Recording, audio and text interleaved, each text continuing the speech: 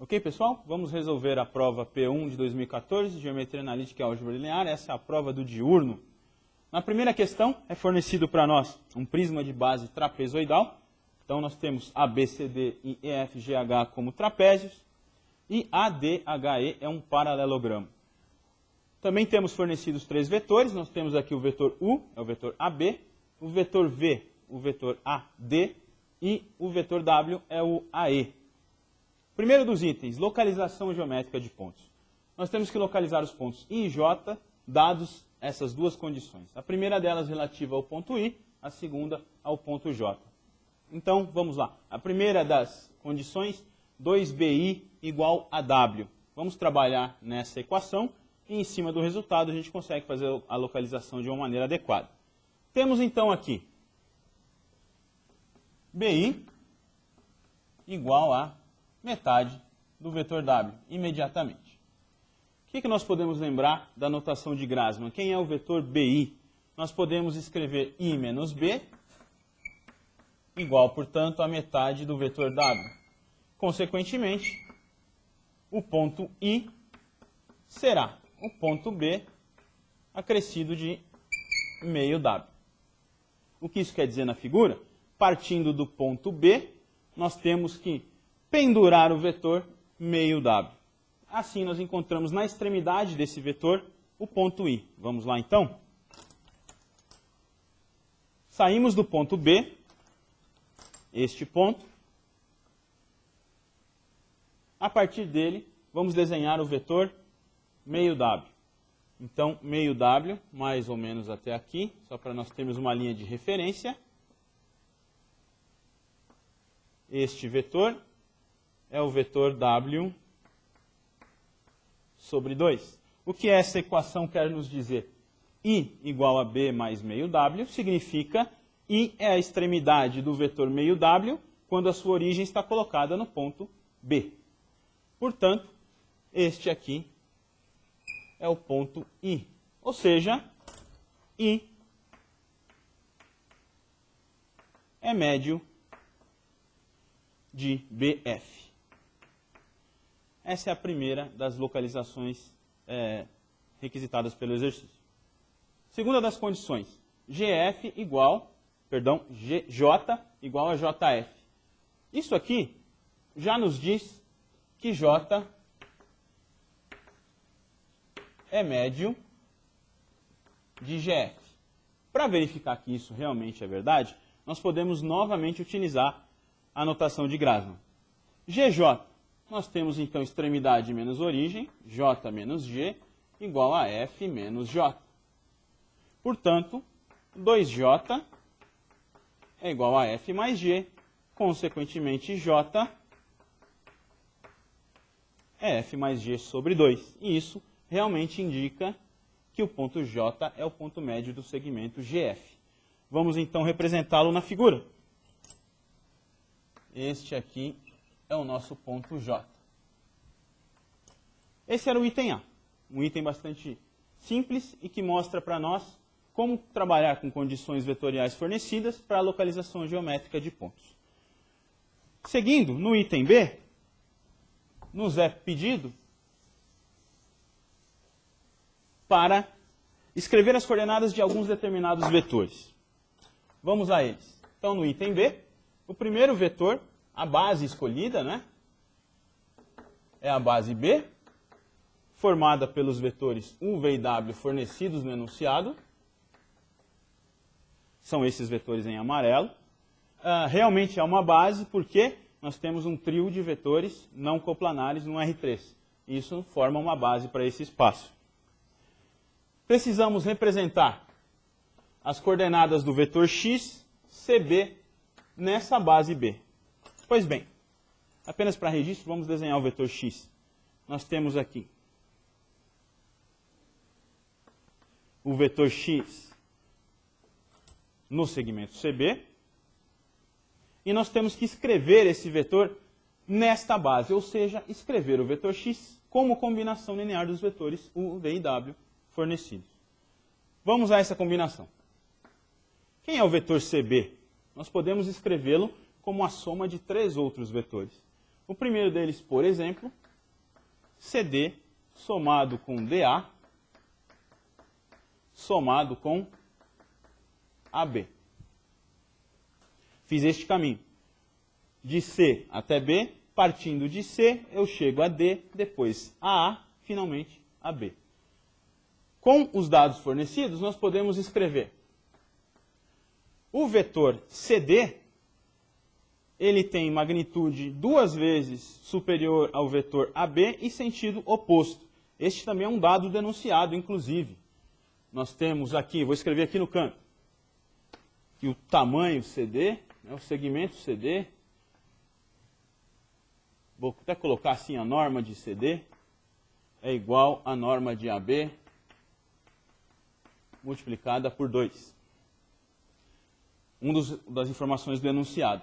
Então, nós podemos concluir que o vetor CD tem sentido oposto ao vetor AB e norma 2 vezes superior, portanto, CD é, na verdade, menos 2 vezes o vetor U.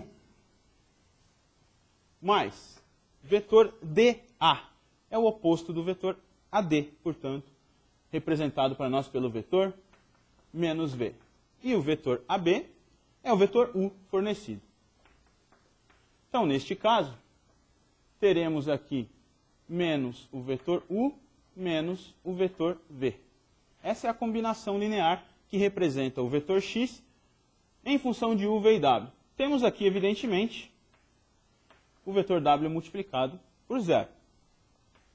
Como pegar essa combinação linear e escrever na notação de base? Muito simples. A base B tem como primeiro vetor o vetor U. Dessa forma, a coordenada do vetor x, a primeira coordenada do vetor x na base B, é o coeficiente que acompanha o vetor U. Portanto, nós temos aqui menos 1. De forma equivalente, a segunda coordenada do vetor x na base B é o coeficiente que acompanha o vetor V. Nesse caso, novamente, menos 1, 0 para W. Não se esquecer, muito importante, dizer que essas coordenadas estão referidas à base B. Inclusive, esse é um erro bastante comum em provas. Muitas vezes o aluno até faz toda a resolução de maneira correta, mas ao final esquece de referir as coordenadas à base adequada. Vamos seguindo? O próximo vetor é o vetor y, CI. Nós já havíamos localizado o ponto I no item A. O vetor y, então, tem origem no ponto C, extremidade no ponto I. Este vetor y. Da mesma forma que fizemos anteriormente, é preciso escrever, então, um caminho ligando C ao ponto I. Por exemplo, nós podemos escrever CI como sendo a soma dos vetores CB com BI. Nesse caso, nós sabemos que o vetor CB é o vetor x, portanto, nós temos x mais BI. BI, a partir do item anterior, nada mais é do que o vetor W sobre 2. Aqui, pessoal, nós temos duas maneiras de resolver esse exercício. Eu vou dar uma pausa aqui e vou marcar com uma estrelinha para a gente poder voltar depois. Uma das alternativas é substituir a combinação do vetor x que nós já admitimos aqui no item anterior. Portanto, x mais metade de w seria coordenadas, aliás, combinação linear do vetor x menos u menos v. Então, teremos aqui menos u menos v mais w sobre 2. Isso nos mostra quem é o vetor y de acordo com a combinação x mais w sobre 2. Na notação de base, teríamos menos 1 acompanhando u, menos 1 para v, meio para o w na base B.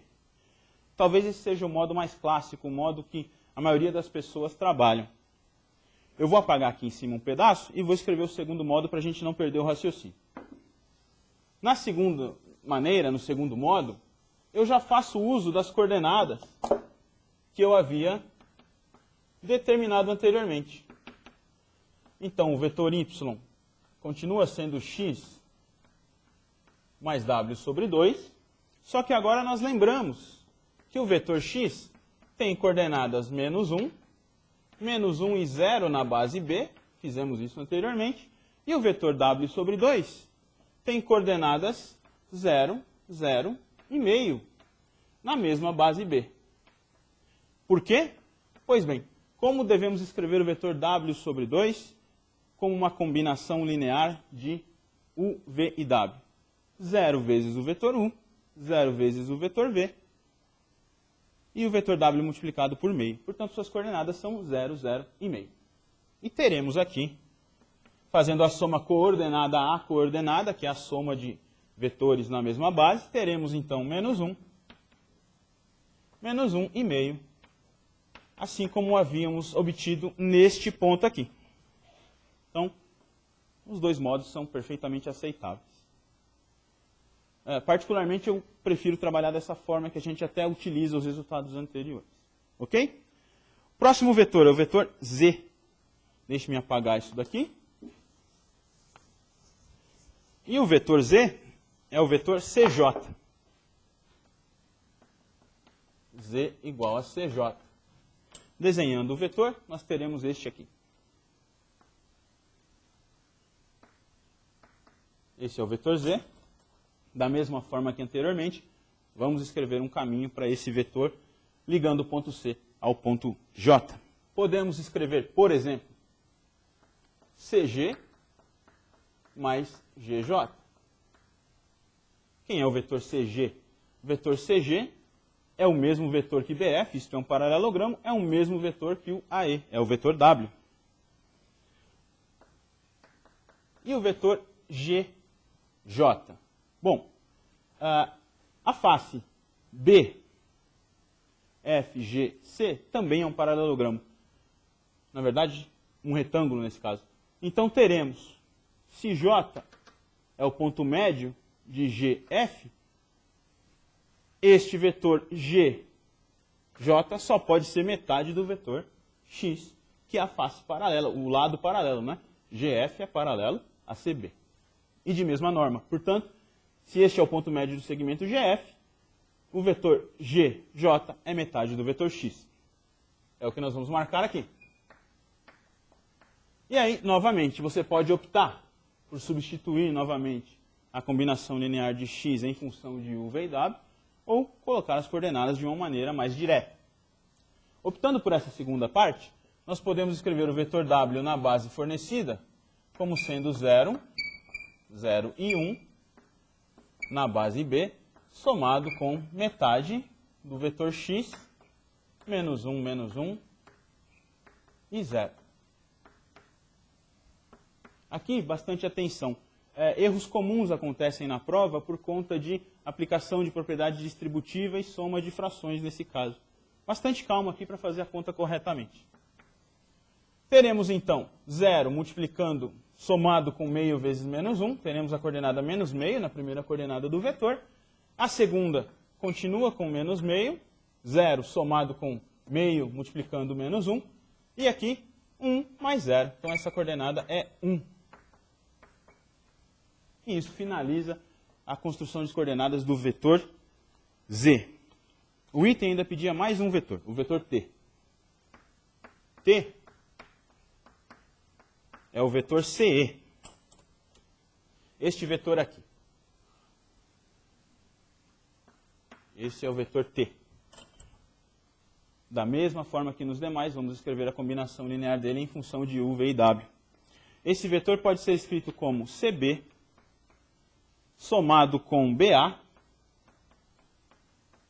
somado com AE. Então, fiz este caminho. C até B, B até A até E. Isso liga os pontos C e E pelo vetor T. Pois bem, o vetor CB é o vetor X.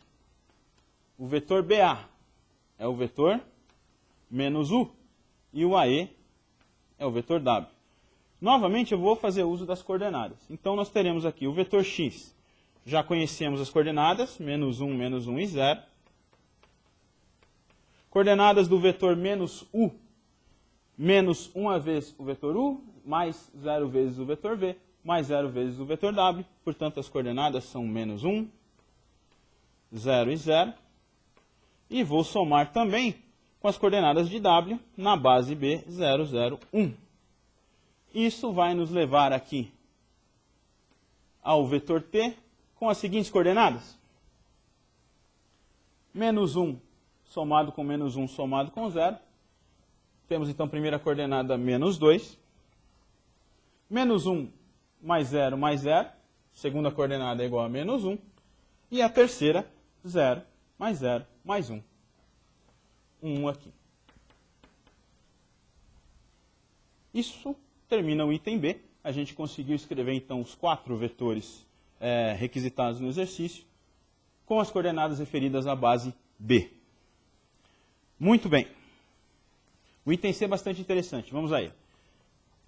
O item C nos questiona sobre 2 conjuntos de vetores. Então, no item C, nós temos um conjunto B1, formado pelos vetores x, y e z, e temos um conjunto B2, formado pelos vetores x, y e t. A pergunta é bastante simples. Os 2 conjuntos formam base ou não? E justificar. Sim, formam base por essa razão. Não, não formam base por essa outra razão. Pois bem, então, nós estamos perguntando, esse conjunto é base do R3? Idem para cá, esse conjunto B2 é base do R3?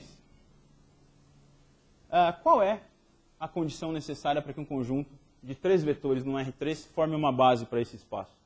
É necessário que o conjunto B1 seja um conjunto linearmente independente, um conjunto LI. A interpretação geométrica disso é bastante simples.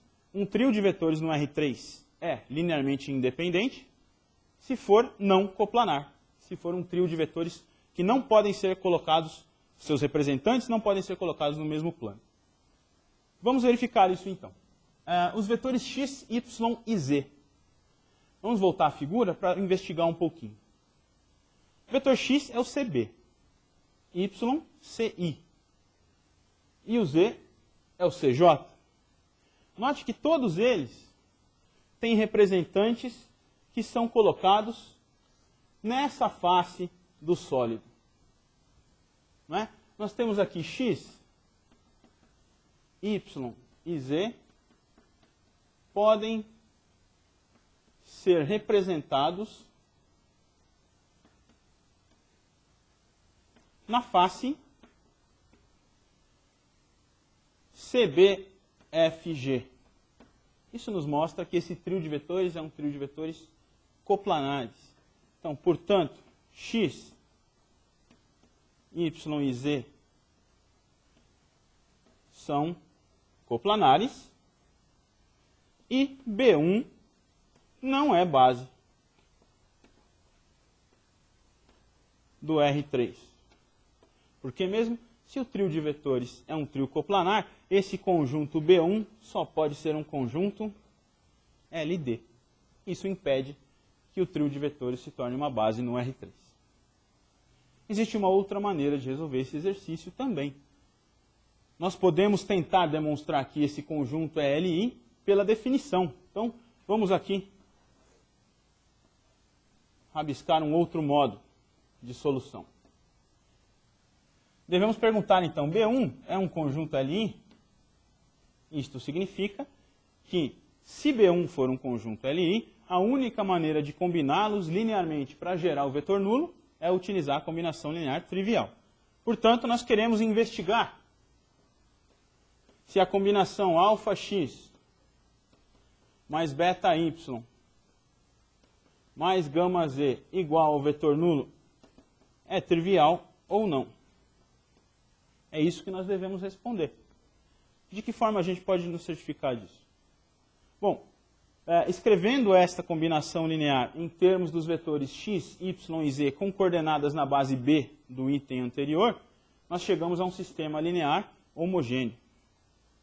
Caso esse sistema admita solução única, por ser homogêneo, essa solução única será a solução trivial, e aí sim o conjunto B1 seria um conjunto LI.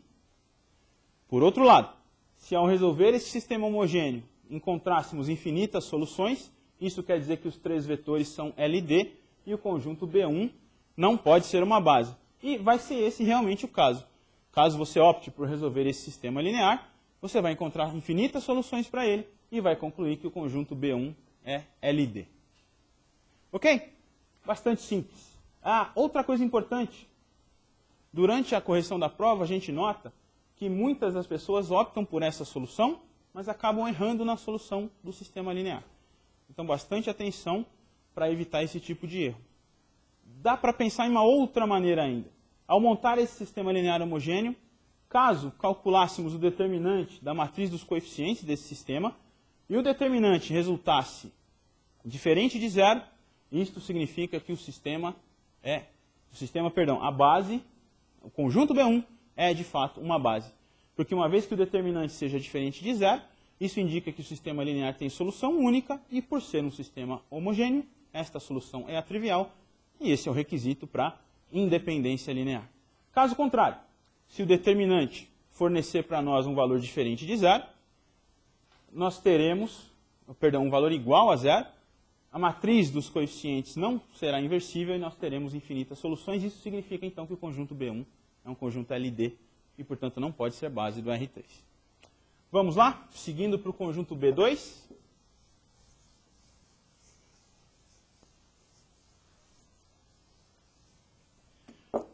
Mesma estratégia de solução. Vamos investigar na figura. Os vetores x e y são coplanares, todo par de vetor é coplanar. Porém, o vetor t, que é o último vetor que está aqui no nosso conjunto, ele não pode ser representado no mesmo plano que os vetores x e y. Então, podemos concluir daqui, da análise de B2, que x, y e t não são coplanares. Portanto, o conjunto B2 é um conjunto LI, e isso implica, então, que B2 é base do R3. Essa é uma boa justificativa, uma justificativa simples. Novamente, você poderia optar pela construção do sistema linear ou o cálculo do determinante da matriz dos coeficientes. Ok? Então, dos dois conjuntos que foram fornecidos, apenas o B2 é base.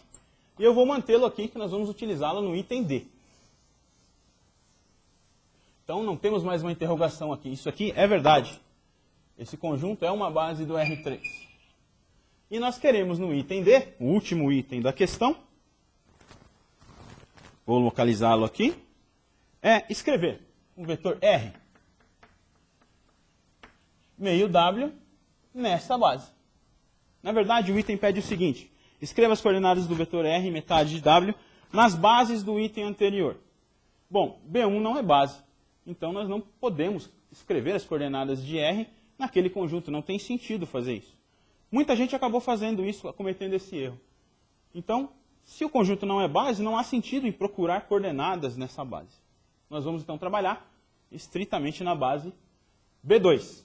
Vamos então escrever o vetor R inspecionando a figura. R igual a metade de W nada mais é do que o vetor BI. Veja, ligando o B até I, nós temos o vetor W sobre 2. Esse é o vetor R necessário para o item. Como é que podemos escrever esse vetor? Bom, quem é o vetor BI? Uma das possíveis formas de escrevê-lo é BC mais CI. Mas quem é o vetor BC? Ele é simplesmente o oposto do vetor x, menos x mais o vetor CI, que é o vetor y. Uma vez que a base que nós devemos trabalhar é a base B2 formada por x, y e t, nosso problema está resolvido, porque podemos escrever isso menos x mais y mais 0 vezes o vetor t, e isso nos mostra que as coordenadas do vetor R na base B2 são menos 1, 1 e 0 na base B2. Não se esqueçam de referir as coordenadas do vetor à sua respectiva base. Uma estratégia de solução é essa. Outra é buscar a combinação linear. Poderíamos pensar também em escrever da seguinte maneira. O vetor R metade de W deve ser um múltiplo de x, um alfa de x, mais um beta de y, mais um gama de t. E a partir desta expressão, montaríamos então um sistema linear, substituiríamos aqui em x, y e t as suas respectivas coordenadas na base B, a base do item A. Novamente, substituiríamos em W as coordenadas dele na base B do item A. E aí, poderíamos calcular alfa, beta e gama e concluiríamos que alfa é menos 1, beta vale 1 e o gama é 0. E com isso a gente conclui a questão número 1. Vamos então agora resolver a questão número 2. Na questão 2 nós temos um tetraedro ABCD. Sabemos que ABC, a base desse tetraedro, é um triângulo isósceles e a base desse triângulo é o segmento BC. Pois bem, no item A, nós pedimos os valores de um parâmetro Z, de tal forma que o vetor AD, desenhado ali em laranja, possua a norma raiz de 22. Também conhecemos as coordenadas dos pontos A, B, C e a coordenada do ponto D, que está parametrizada aqui no valor Z. Então, como é que a gente vai proceder para isso? A norma do vetor AD tem que ser raiz de 22. Então, a gente pode começar construindo o vetor AD.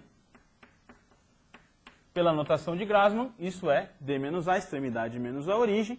Teremos, portanto, aqui 7, 6 e Z menos o ponto 4, 3 e menos 2. Isso fornece para a gente um vetor, né? Cuidado com a notação aqui. Apesar de estarmos fazendo notação aqui com parênteses para ponto, a gente adota o vetor com colchetes. Então, 7 menos 4 são 3, 6 menos 3 são 3 novamente, e aqui nós temos Z mais 2. Aqui não há necessidade de referir a base, porque caso ninguém mencione nada ao contrário, nós teremos então a base canônica. Aqui. Todos esses vetores que nós vamos construir estão referidos à base canônica. Então, é costume não colocar nenhum subíndice ali para representar a base canônica. Dado o vetor AD, nós precisamos agora garantir que a sua norma tenha raiz de 22. Nesse caso, o comprimento dele seja raiz de 22. Então, se a norma de AD deve ser raiz quadrada de 22, nós podemos concluir que a norma de AD ao quadrado tem que valer 22. Então, vamos calcular a norma de AD ao quadrado com aquelas coordenadas. Teremos, então, 3 ao quadrado, mais 3 ao quadrado, mais Z sobre 2, aliás, Z mais 2 ao quadrado, igual a 22. E aí é simples, né? 9 somado com 9, Z mais 2 ao quadrado, igual a 22. Concluímos, então, que o Z mais 2 ao quadrado, 22 menos 18, nós temos 4 aqui. Se Z mais 2 ao quadrado é 4, é porque Z mais 2 ou vale 2 ou vale menos 2. Então, Z mais 2 vale ou 2 ou menos 2. E daqui a gente consegue, na verdade, dois valores possíveis para o parâmetro Z. O primeiro deles, no caso Z mais 2 igual a 2, Z é igual a 0. E no caso em que Z mais 2 vale menos 2, Z vale menos 4. Então, são essas duas, esses dois valores são os valores possíveis para o parâmetro Z, satisfazendo o requisito que nós queremos da norma igual a raiz de 22. No item B, nós vamos utilizar esses pontos calculados. Então, antes de apagar, deixa eu anotar aqui. Nós temos, então, duas possibilidades. 7, 6 e 0 para o ponto D1. 7, 6 e menos 4, a segunda possibilidade. Isso foi o que concluímos com esse item. Seguindo, então, para o item B.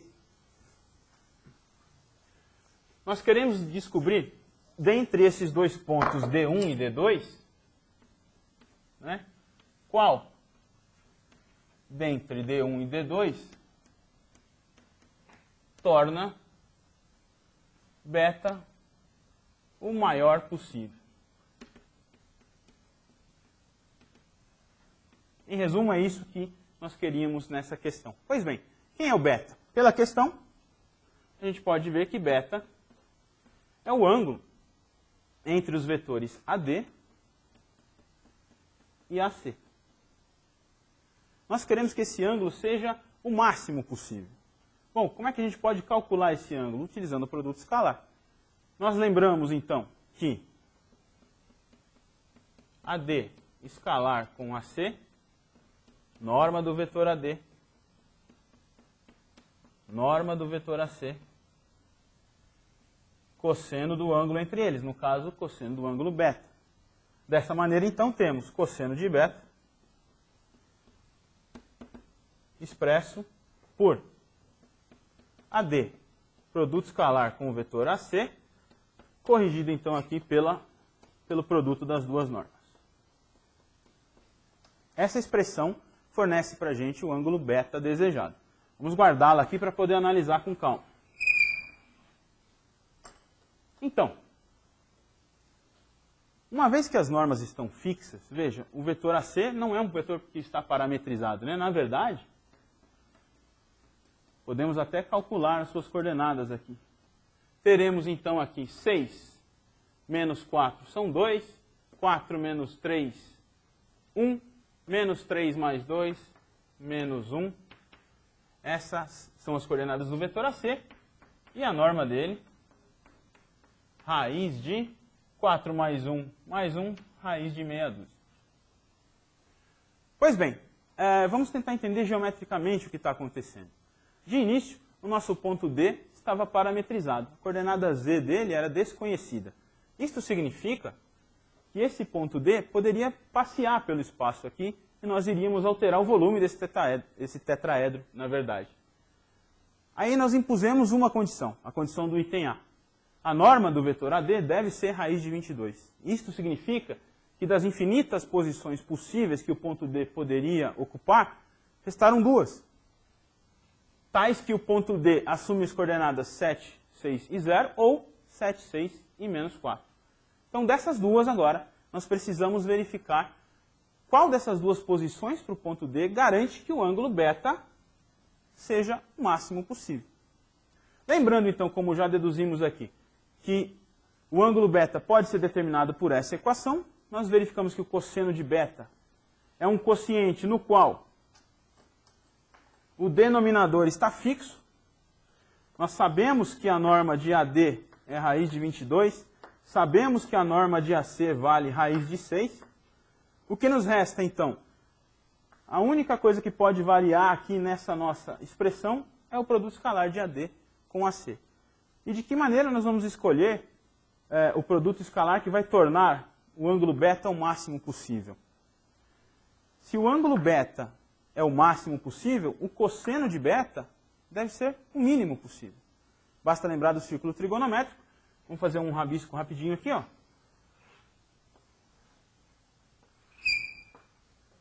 Verifique. Se nós tivermos um ângulo beta pequeno, o cosseno, essa projeção aqui, né, é grande. Se viermos para cá, fizermos um ângulo beta maior, o cosseno diminui. Então, no primeiro quadrante, quanto maior o ângulo beta, menor é o valor do cosseno. É com esse pensamento que nós vamos resolver o exercício. Então, olha só. Resumindo aqui tudo. Se queremos um beta máximo, devemos procurar um cosseno de beta mínimo. E isto significa que nós precisamos de um AD escalar AC mínimo. O que nós devemos fazer, então? Nós temos dois vetores possíveis para o AD. O vetor AC está fixo. O menor valor de produto escalar é aquele que garante o cosseno de beta mínimo e, portanto, o ângulo máximo. Teremos, se fizermos o produto escalar do AD1, ou seja, substituímos aqui o ponto D1, 760, nós teremos 7 como resultado desse produto escalar. Se fizermos AD2 escalar com AC, quem é o D2? Este ponto onde colocamos o parâmetro Z igual a menos 4. Fazendo essa continha, 11. Portanto, nós desejamos o produto escalar o mínimo possível, de tal maneira, então, que nós vamos escolher essa possibilidade.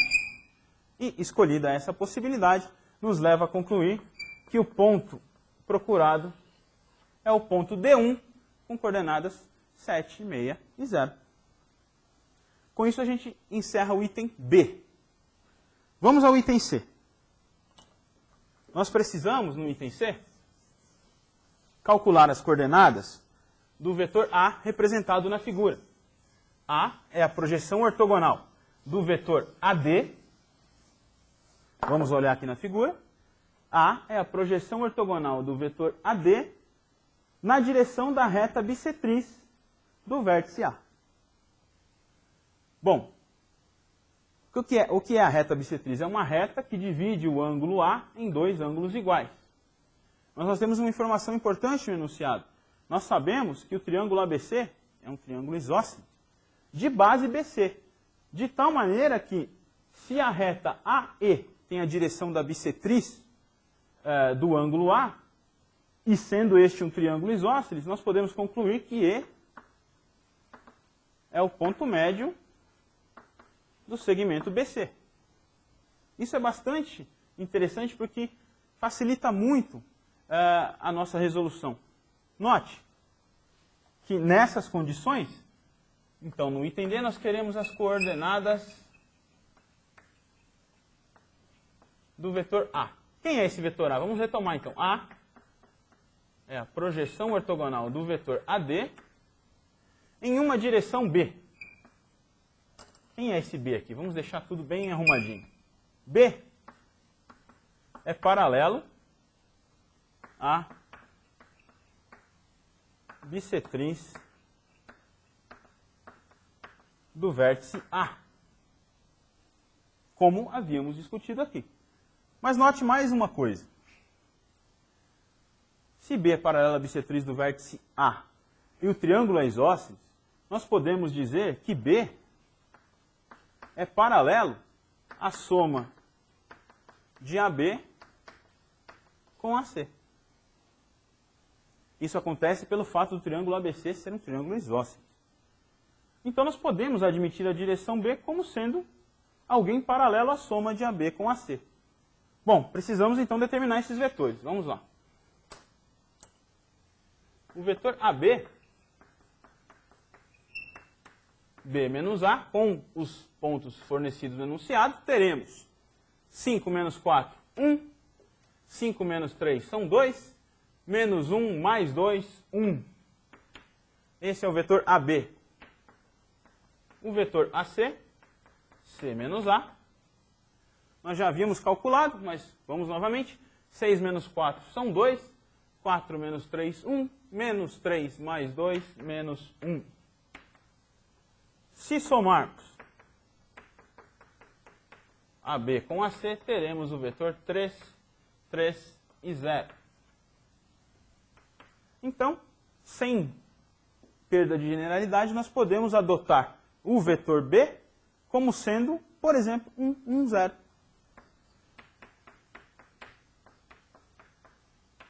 Esse vetor é sim paralelo à soma de AB com AC. Com esse raciocínio e com as informações enunciadas, a gente concluiu então um possível vetor B. Vamos adotá-lo como sendo o vetor que vai dar a direção da projeção. Tá ok? Então nós vamos prosseguir aqui com o cálculo das coordenadas. Eu vou deixar por enquanto o vetor B aqui como uma cola. Nós teremos aqui então AD, produto escalar com o vetor B, a norma de B ao quadrado na direção B.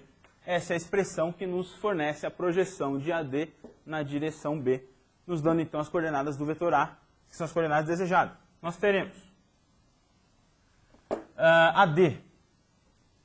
Na verdade, pessoal, nós precisamos verificar que o ponto D agora modificou. O enunciado nos diz para esquecer esses pontos e adotar o seguinte ponto D como o ponto para esse item. 1, menos 1 e 1. Então vamos recapitular. Peço até desculpas por não ter mencionado anteriormente. Nos itens anteriores, nós tínhamos um ponto D parametrizado e com as características do enunciado nós descobrimos dois pontos, o D1 e o D2. Neste último item, o item D, nós pedimos a você para desconsiderar esses pontos e adotar como ponto D este novo ponto aqui, com as coordenadas 1, menos 1 e 1. Dessa maneira, vamos pegar aqui um cantinho para escrever as coordenadas de AD. D menos A, usando o novo ponto D. Teremos então 1 subtraindo 4. 1 menos 4, menos 3. Menos 1 menos 3, menos 4. E 1 mais 2, 3. E aqui eu vou escrever o vetor B novamente. 1, 1 e 0. Agora a gente pode continuar a nossa expressão. Vamos fazer então o produto escalar. AD escalar B. Teremos então aqui menos 3 multiplicando 1. Teremos aqui então menos 3. Depois, menos 4 multiplicando 1. São menos 4 aqui. Mais 0.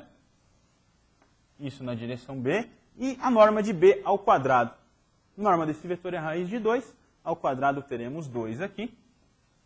Portanto, continuando a parte em branco ali, teremos aqui então menos 7/2 de B. Esse resultado é interessante. Note que pela escolha do ponto D, a nossa figura seria modificada. Esse ponto D deveria ser desenhado para cá. De tal maneira que a sua projeção nessa direção da bissetriz fornecesse um vetor nesse sentido. Não é? Então a figura, apesar de ter nos guiado corretamente, a figura mais correta seria, nesse caso, com o D 1, menos 1 e 1, com o D deslocado aqui para a sua esquerda, de tal maneira que o vetor projeção tenha sentido oposto ao vetor AE. Pois bem, o exercício pediu as coordenadas, então nós teremos aqui as coordenadas do ponto B, 1, 1 e 0. Isso nos mostra as coordenadas do vetor A, as coordenadas que foram pedidas no último item da segunda questão. Com isso a gente encerra a questão 2 da prova do dia 1. Então vamos à solução da questão número 3. A questão 3 da nossa prova fornecia uma matriz M com coeficientes AB, menos 1 e 0. Essa matriz M é tal que M multiplicada pelo vetor XB, o que significa então multiplicar a matriz pelas coordenadas do vetor X na base B, resulta nas coordenadas do vetor x na base canônica. Ou seja, M é a matriz de mudança de base, da base B para a base canônica. Sabendo essas informações, a gente pergunta, quais são os valores então dos parâmetros A e B, sabendo-se que o vetor xB tem coordenadas 1 e 2 na base B, e tem coordenadas 5 e menos 1 na base canônica. Sabemos também que o determinante da matriz M vale 2. Com essas informações, é possível calcular os valores A e B da seguinte maneira. Usando, então, essa expressão fornecida no enunciado, nós podemos escrever A, B, menos 1 e 0, multiplicando as coordenadas do vetor x na base B, fornecidas ali, 1 e 2. Então, isso aqui na base B resulta nas coordenadas do vetor x na base canônica, que são 5 e menos 1.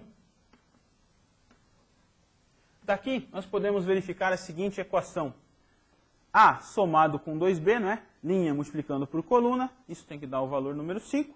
Teremos aqui, então, A mais 2B igual a 5. Essa é uma primeira equação que podemos utilizar. Perceba que a segunda equação proveniente dessa expressão é realmente verdade. Menos 1 e 0, né? Esta linha multiplicada por essa coluna resulta menos 1. Menos 1 multiplicado por menos 1, somado com 0, vezes 2.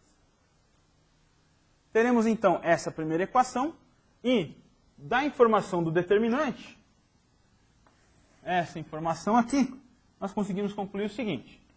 Qual é o determinante dessa matriz? Então, nós temos aqui, né? Essa diagonal, o produto dessa diagonal menos o produto dessa. Teremos, então, o determinante A multiplicado por 0, menos B por menos 1. Isso aqui fornece B. e nós sabemos que o determinante é 2. Isso nos garante, então, que o valor de B é 2. Basta pegar esse valor, substituindo aqui nessa equação, podemos concluir que o parâmetro A vale 1. Então, a nossa matriz M é, na verdade, a matriz 1, 2, menos 1 e 0. Vamos escrevê-la aqui. A matriz M, então, é 1, menos 1 na primeira coluna, 2, 0 na segunda coluna. Essa é a matriz de mudança de base que foi fornecida no enunciado. A pergunta do item B é, sabendo então que a base é formada pelos vetores U e V, a base B mencionada no item A, quem são os vetores U e V? Quais são as suas coordenadas na base canônica? Bom, nós sabemos, né, do algoritmo de construção da mudança de base, que as colunas da matriz são, na verdade, as coordenadas dos vetores que formam, neste caso, a base B. Então, da inspeção dessa coluna, podemos concluir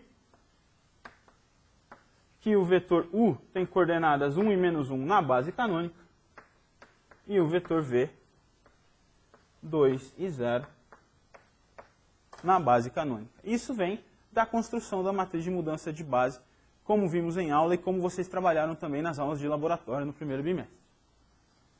Seguindo, no item C, nós pedimos uma representação. Eu vou deixar essas coordenadas aqui, nós vamos precisar delas para resolver o item C.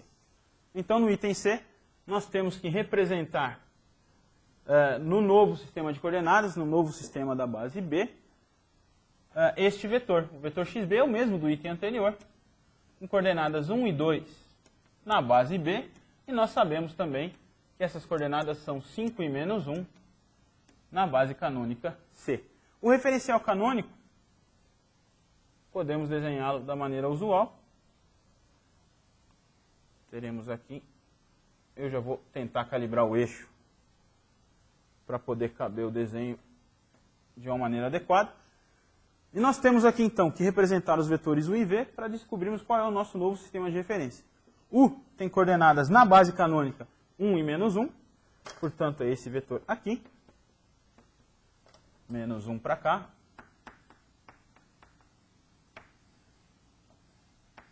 Então aqui temos o vetor U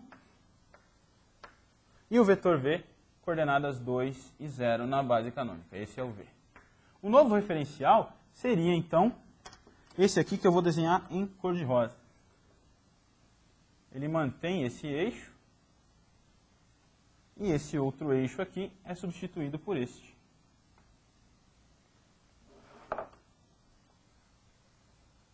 Então aqui é o novo referencial, né? O referencial em cor de rosa é o referencial da base B. Nós temos que representar, portanto, o vetor xb. 1, 2 na base B significa o quê? Que o xb, na verdade, é U somado com 2V. Essa é a representação que nós devemos ter em mente. Portanto, basta aqui no novo referencial, partindo da origem, por exemplo, eu vou desenhar em outra cor. Vai ser em branco mesmo, veja só.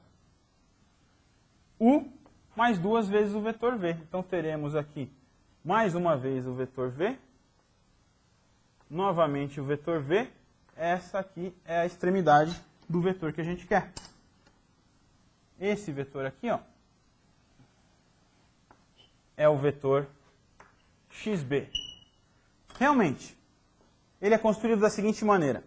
U mais 2V, que é essa combinação na base B, mas se a gente prestar atenção, a gente vai conferir que o nosso desenho reflete o que realmente deve acontecer. Na base canônica, essas coordenadas têm que ser 5 e menos 1. E são realmente, veja, aqui é o ponto 5 menos 1. Então, até o momento, tudo está se encaixando, está tudo direitinho. Para finalizar a questão, o item D, que eu vou tentar colocar aqui nesse cantinho, a gente perguntava: qual é o cosseno do ângulo entre os vetores 1 e 2 com coordenadas na base B e 1 e 1 simplesmente escrito assim. o que a gente tem que interpretar?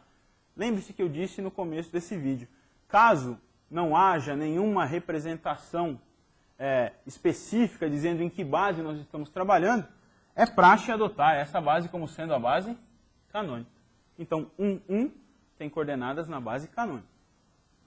Pois bem, para calcular o cosseno desse ângulo, vamos então chamar esse vetor aqui, é o vetor xb, né? O mesmo do item anterior. Vamos dar um nome para esse aqui de y, por exemplo. Podemos sim colocar as flechinhas aqui, não tem problema nenhum.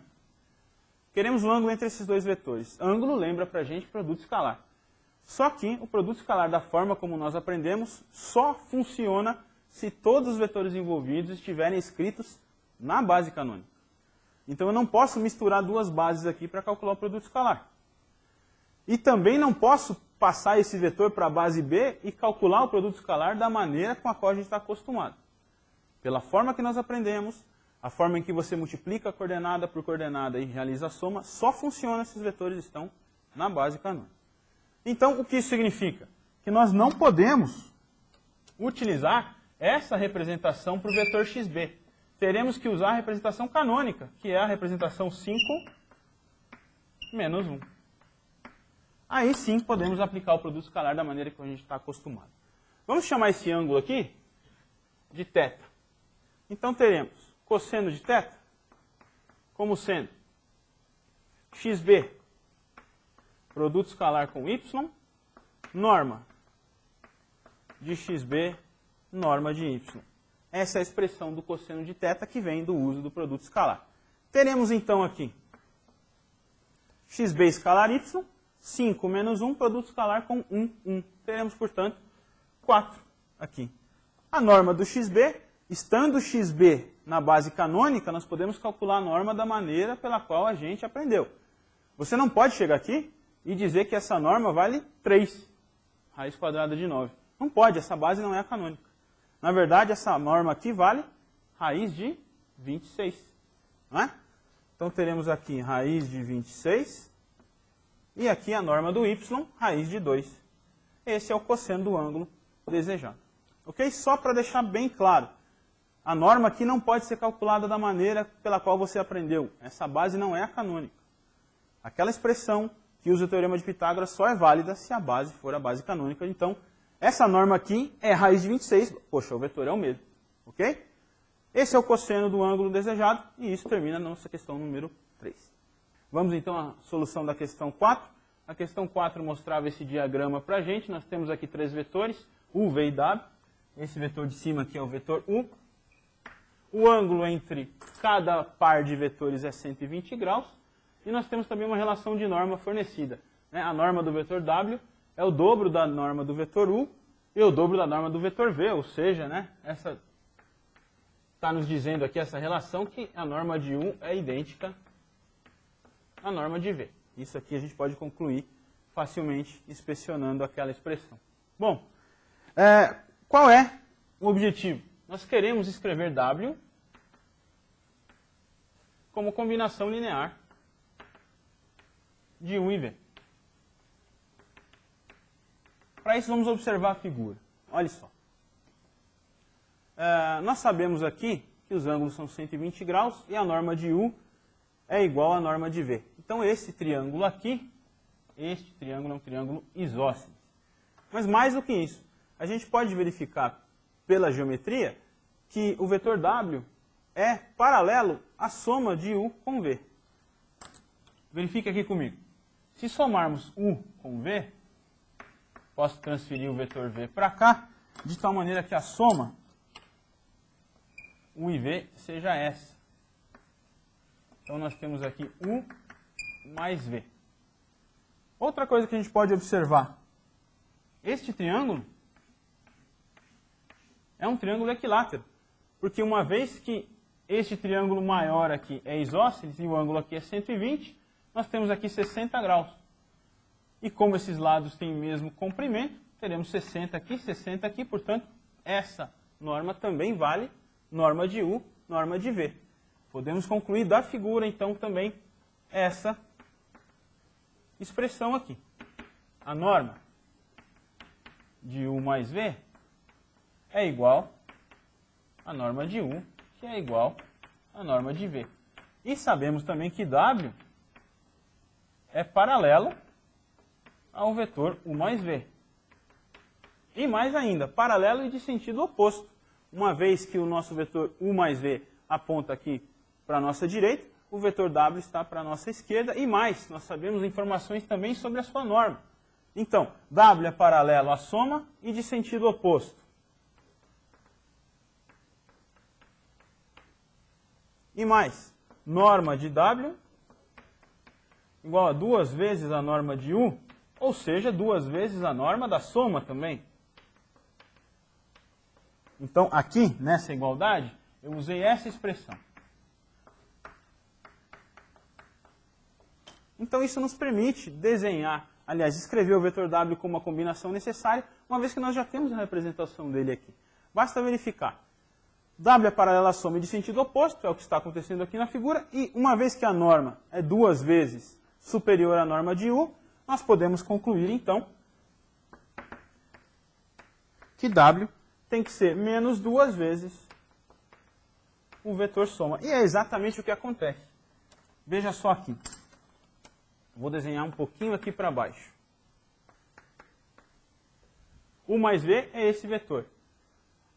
W é menos 2 vezes esse vetor cor-de-rosa. Se desenharmos este vetor aqui, ó,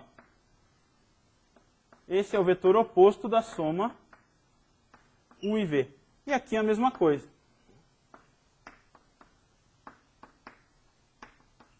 Então fica claro pela geometria que nós podemos escrever W como menos 2 vezes a soma de U com V. E isso só foi possível por conta desses ângulos todos 120 graus. Isso termina a questão número 4. Vamos então à última questão da prova, questão número 5, uma questão bastante conceitual. Nós pedimos então esboce a partir do ponto O 3 vetores U, V e W, de tal maneira que o conjunto U e V seja LI, U e W também LI, V e W um conjunto LD, linearmente dependente. Bom, o que nós podemos concluir com essas informações? A partir dessa informação aqui, ó, U e V um conjunto LI, podemos concluir que U não pode ser paralelo a V. Se fossem paralelos, teríamos então um conjunto LD. Aliás, aqui é interessante, né? Até para poder ficar tudo mais claro, bacana aqui que esses caras sejam não nulos. Então, 2 vetores não nulos são LI, se U não é paralelo a V. A mesma coisa podemos concluir por aqui. U não pode ser paralelo a W. E, finalmente, com essa outra restrição, V deve ser paralelo a W, uma vez que V e W formam um conjunto LD. Um é combinação linear do outro, um é múltiplo do outro. Ou seja, partindo do ponto A, podemos, por exemplo, fazer com que esse aqui seja o vetor W. Garantindo então que V seja paralelo a W, podemos desenhar o V aqui. E finalmente, U não pode ser nem paralelo a V nem paralelo a W, U não pode ter essa direção, então podemos desenhar o vetor U em qualquer outra direção que não seja a direção dos vetores V e W. E aí a gente pode notar então que resulta num trio de vetores coplanares. E é justamente essa a razão que resolve o item B. A pergunta é, U, V e W formam um conjunto linearmente independente ou dependente? E a resposta é um conjunto LD. Por quê? U, V e W são coplanares.